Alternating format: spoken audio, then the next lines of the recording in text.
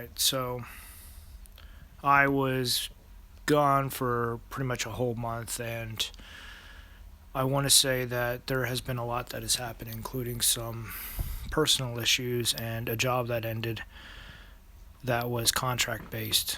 So, with the personal issues flaring up along with the lack of a job, I just kind of shut down. And I did do a lot of research initially, and I do need to finish it up, but I want to say that there was also another video that I came across like a week or 2 weeks ago that really convinced me that I need to put my heart into this, because anything less would be somewhere between wrong and injustice, because this is a topic that does matter.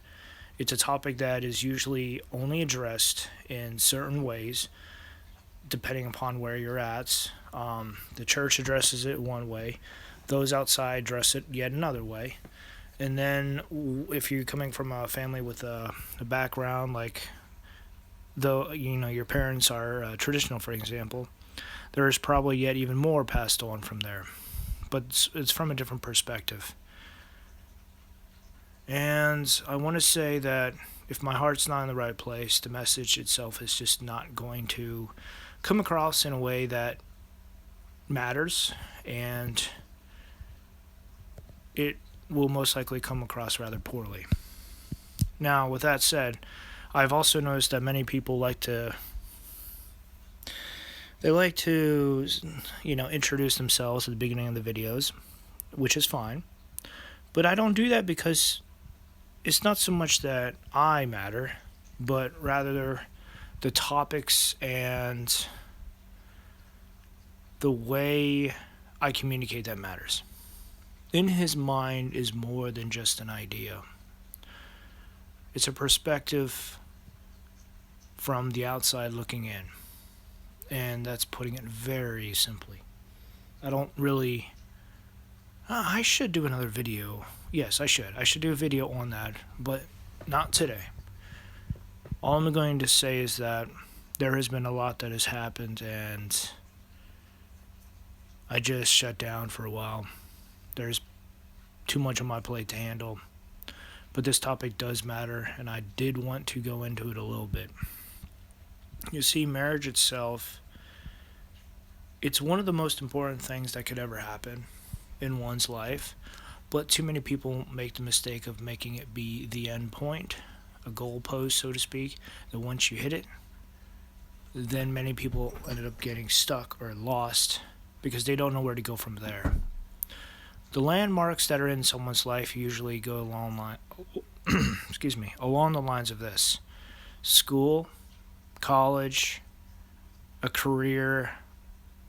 Now, the career itself can come after a relationship, like marriage and buying a home, but those are the next three marks, more or less. They don't have to come in any particular order, but usually it would be like relationship along the way in college or whatever, and then you would pick up a career, and then you would go buy a home, and after that would most likely come with a family. But that's not happening so much anymore, and if it is happening, it's not likely that it will last.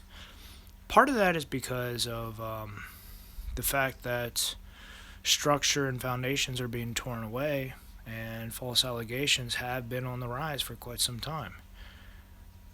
Now, me pulling up data should only go so far, specifically to prove certain points, not necessarily to point fingers, because this isn't really a matter of who did what to who, or what's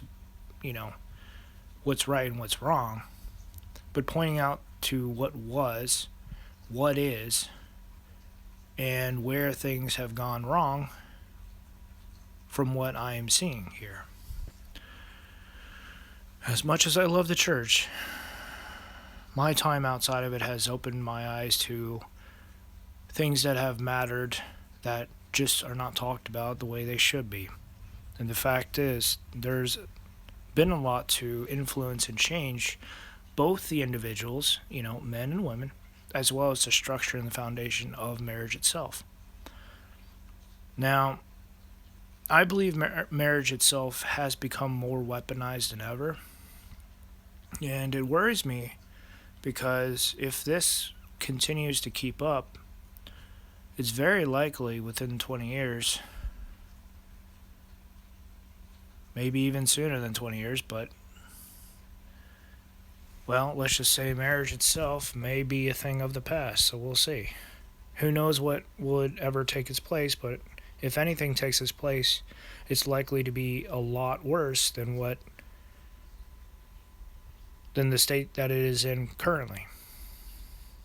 I don't believe it'll ever be taken away, but well, if something replaces it, it's going to become worse in one way or another. As far as the relationships go, I'm just going to briefly talk about this and that. What I've discovered is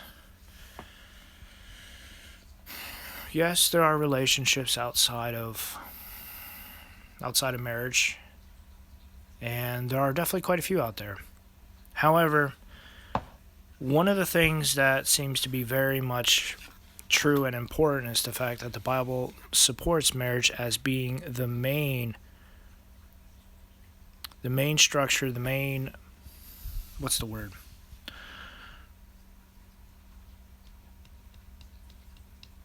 The standard, there we go. It's the main standard that should be followed because every individual, everyone in the family would be protected. One of the main questions that I have asked other people was, is the family made for the children or is it made for the adults? Like, who is it for? It's an interesting question, but I guess when you dig down into it, the couple can live by themselves and never actually have to have kids. But kids need protection. They need a place to grow. They need a place to grow from and to have roots from. And hence why what is traditional is actually good, healthy, and normal, is because you have something you can point back to. Whether it's good, bad, or maybe not as good as others, you still have something to point back to. And that can make all the difference in the world to a kid. Especially if they come across other people and they realize what they need to avoid. Now, I want to say that even though marriage itself is the standard, there's a lot that can deviate from that, and there is a mixed signal there. Like, I'm going to just use as an example here. Same-sex relationships. I believe that is very different than homosexuality for the fact that one is a lifestyle versus one is a committed relationship. And there are definitely multiple verses that support the fact that any sort of same-sex relationship is morally wrong.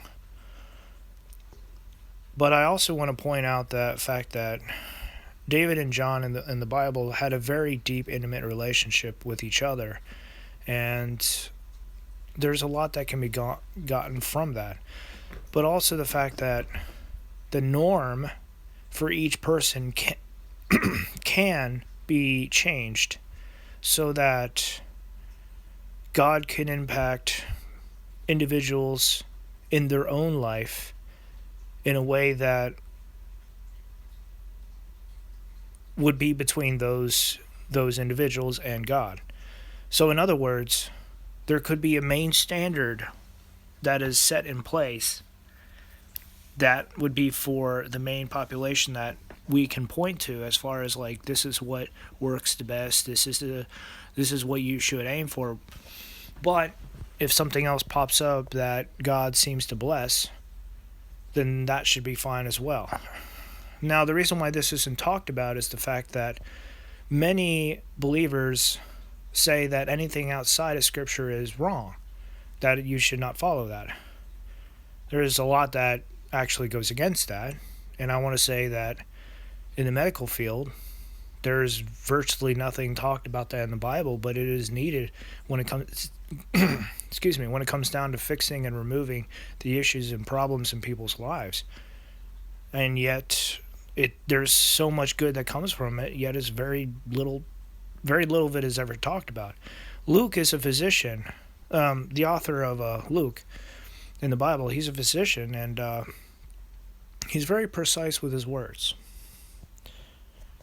And you could glean a little bit from that, from his life, his style, and more of who he is in the introduction of Luke, if that is something that is of interest to you. But moving on, there is a lot here that you could find out between the lines if you would take the time to read there. And in some cases, I've wondered whether or not this isn't so much about what is right and what is wrong, but what is the path that you would choose. And therefore, no matter what happens, you would have to deal with the consequences regardless, whether it's right or wrong, or anything else that is in between. And that could very well be one of the main points that we all have to deal with. It doesn't matter if it's right or wrong, but you would still have to deal with the consequences regardless of what you choose. And then at the very end, everything would be tallied up and added or subtracted against who you are. And it could apply to the scripture somehow, as far as like, this is where you stand and this is your score, so to speak. So that's just me kind of having some thoughts as far as the choices that we would make and how this applies to the relationships. Would obviously be a bit more complicated, because relationships themselves aren't about what's right or wrong, but about how two people come together and how their lives intermingle and connect and how things work out. Hopefully, two lives would become one, and there would a family that would pop up from it. Now, deviations themselves, I want to say the deviations could be brought together from both of the individuals, but it could also be forced upon them from outside means, like, family members and other situations that came upon them that they had to deal with. For example, I was in the military, so if one of the spouses in the military and the other is not, and the one who is just got deployed for a year, that is severely going to impact the relationship. That will test both individuals. That's just a very good example right there. Now, outside of marriage, outside of alternative relationships, I want to say that when it comes down to sex, there's a lot that you have to fight for in order to keep the relationship going, because it's an investment that pays out not in the beginning, not at the end, but somewhere in the middle towards the end, because you both should be adding to the relationship and to each other's lives, if at all possible. I mean, in some ways, it's a 60-60 or 70-70 kind of relationship, not a 50-50 where you just meet halfway and you make 100%. But the more you put into the relationship, the better it gets. And in many cases, the less time it takes. I use that rather than the quicker that it takes, just simply because it's not a matter of time or speed. It's a matter of when the blessings actually start to show. Blessings take time to develop, just like everything else. However, I feel like blessings are tied to maturity somehow, but that's just me thinking about things again. I could be off, but even if I am off, it's still a very good thought to go down. I want to say, though, that many people, and I do agree with a friend of mine, this is not me, but He believes that too many people are just simply jumping into relationships without ever having anything there, and basically building up on the wrong values, basically looks and how good they are in bed, which is understandable but completely off and wrong.